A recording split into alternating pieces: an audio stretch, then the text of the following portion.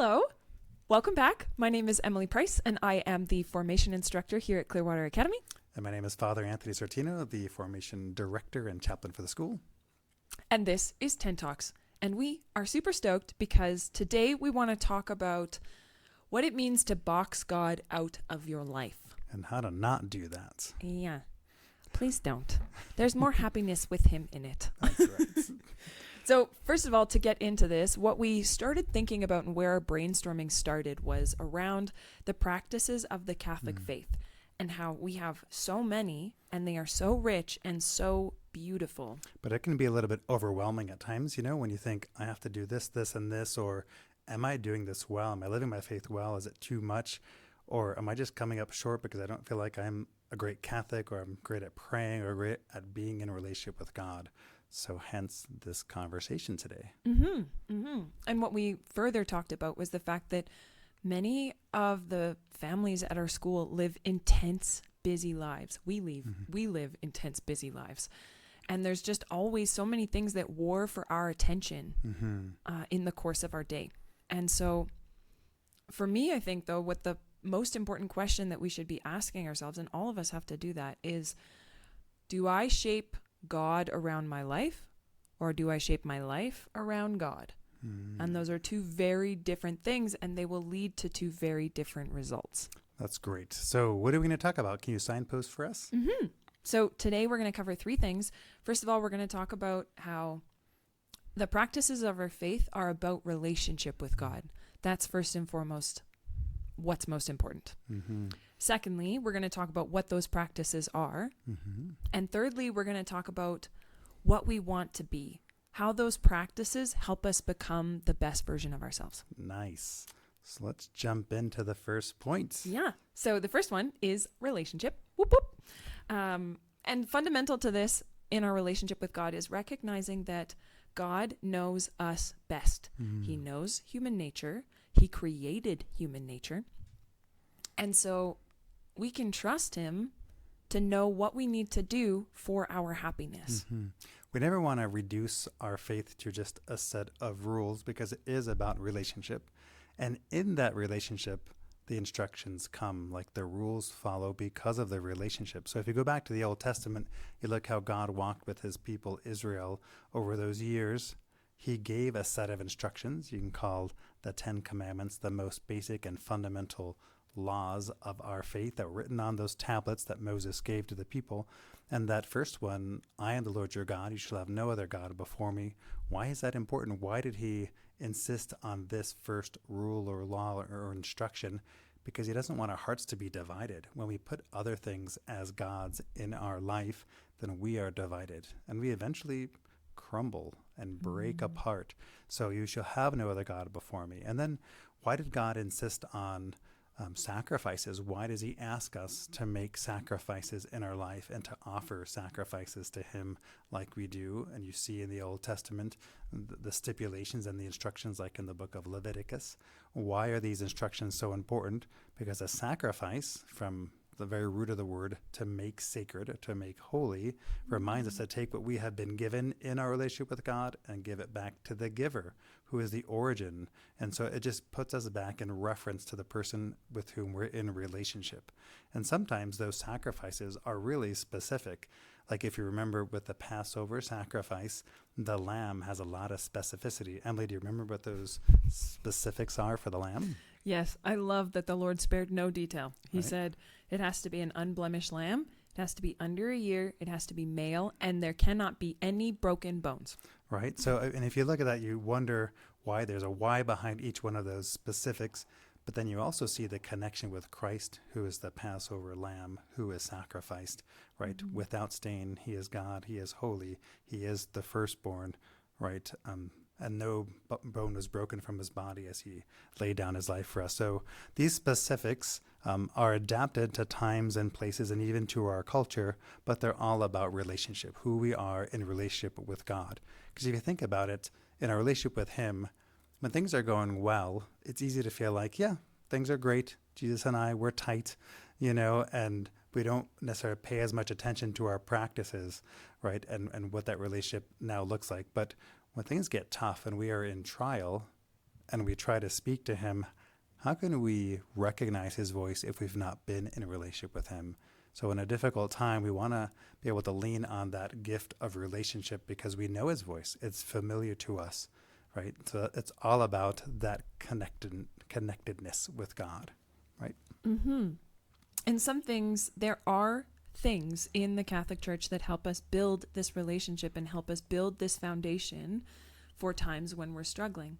And that leads us into, what do we do as Catholics? What are our practices that help us practice relationship with God? Right. So one of the most basic ones that we do is Sunday worship, this commandment of the Lord that says, keep holy the Sabbath. It's not just a general law that we follow blindly, like we have to go to church. Why do we go to church on Sunday? Why do we go to the Eucharistic sacrifice? What does it mean to enter into worship? Mm-hmm. Well, to do that means that we actually go back to the origin of the gift of life, why we live, why we exist, but also how we become healed and reconciled with God. If you think about it, what's the greatest way to pray, to be in relationship with God? Well, it's Jesus' way. He is the Son of God. He shows us how to be in a relationship. And what did he do? When he laid down his life on the cross, when he gave his body as body and blood to nurture us, that sacrifice is the greatest sacrifice. So when we go to Sunday worship, when we enter into that worship, we enter into Christ's sacrifice to the Father that reconciles us, and we come into communion with that sacrifice, the greatest act of love back to God, who's the giver of life for us. So that Sunday worship is all about the sacrifice of Christ the Son back to the Father to redeem us. And that's what it means to come into communion with him. That's right? Really beautiful. Oh, that's cool. So, secondly, we have two other practices in the Catholic faith that, again, lead us into relationship with the Lord, and that is confession and fasting. Mm-hmm. And for this, we have a kind of meal, a food analogy, if you will, because, I mean, the Eucharist is food. It is spiritual food for us. So fasting and confession prepare us to be fed. And you can think of the Eucharist as the most perfectly well-balanced diet. He is the vitamin of all vitamins. And to receive that, though, you kind of have to prepare. Like, confession is a spiritual detox. The same as sometimes you kind of have to go through an actual physical detox after big holidays like Christmas, Thanksgiving, Easter, when there's a profuse amount of chocolates and desserts around. Maybe that's just me. That's right. But confession is that spiritual detox to prepare us to receive the spiritual vitamin. Mm-hmm.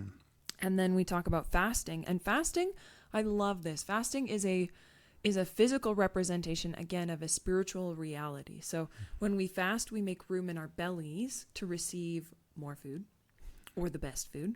Mm-hmm. But when we fast, it's also a spiritual reality for us that we're making room in our hearts for the best and the greatest.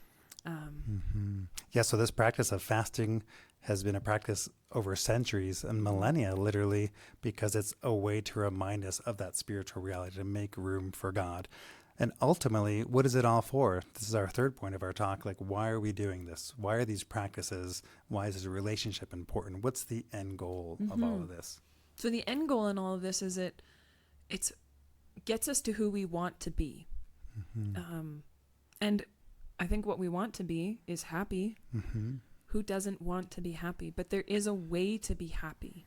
Not everything leads to happiness. And being the best version of yourself, that will bring you into happiness. And these practices help us get there. So ultimately, the practices and this relationship with God orders things in us so that we can be what we're meant to be, what he created us for, to be heaven dwellers ultimately at the end of our pilgrimage on earth is what we desire. So it's a good way to look at these practices that we've been given in the faith as a way to order our faculties, our intellect, our free will, order our gifts in a proper way. Because if things aren't ordered, then we fall apart and then we find ourselves empty or miserable. It's like you're really hungry, you go to the grocery store and you buy a can of tuna. When you get home and you open up the can, you don't throw out the tuna and eat the can. Right, that would be silly. All right, you eat, right. You eat the tuna to nourish you, and you throw the can away. Even if you can eat the can, You don't eat the can because you're made to be nourished, right? So we are ordered to actually eat the body and blood of Christ, to be in communion with him. And our prayers and our practices, like our fasting, our confession, these are to help make us what we need to be ready for what we're called to be in heaven as heaven dwellers with the Lord. So we've been talking about Sunday worship, confession, fasting. How do these three things bring us to be happy, to be the best version of ourselves? Number one, Sunday worship. Sunday worship is about ordering your life to what matters. It's about getting your priorities straight. Mm-hmm. The priority is eternal life with our loving Father in heaven. Confession. Confession brings us back into friendship with him after we've backslided. And we all do it. We all have things that we mess up on and need to be brought back into relationship to. Yes. Fasting. Fasting, again, is this physical sign of a spiritual reality. We make room for him in our hearts so that, again, we can grow in relationship with him and know his voice for when we need to know his voice. That's right. So before we end, I'm just going to give you a little litmus test. We were thinking about how does this sort of apply? How do you bring it down to your practical life? 2 possible litmus tests. One thing you can do is think about how many hours you have in a day or how many hours you have in a week, like how you tally those up. And then think about how many of those hours belong to God, how many of those hours belong to others, and how many of those hours belong to yourself. And if so many belong to yourself, have you been selfish?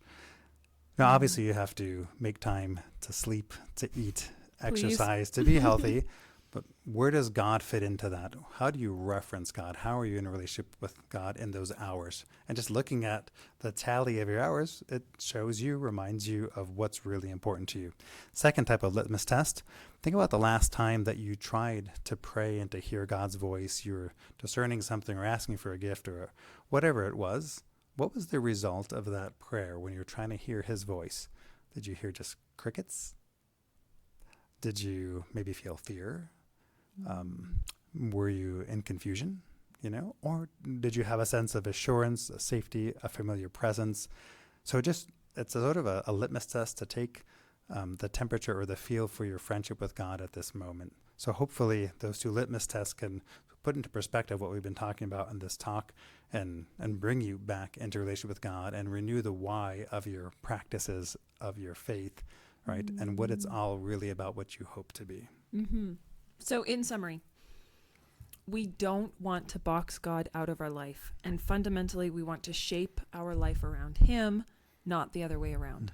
And to do this, number one, it's about relationship. It's about relationship with him. Number 2, pay attention to what we do, the practices that we have. They matter. And number 3, those practices lead us to who we want to be. And there is a way to be happy, and God knows the way to be happy. Nice. Well, I'm going to cheers to you, Emily, to keep God in our life and never box him out. Woo-hoo! Cheers to you all. Bye.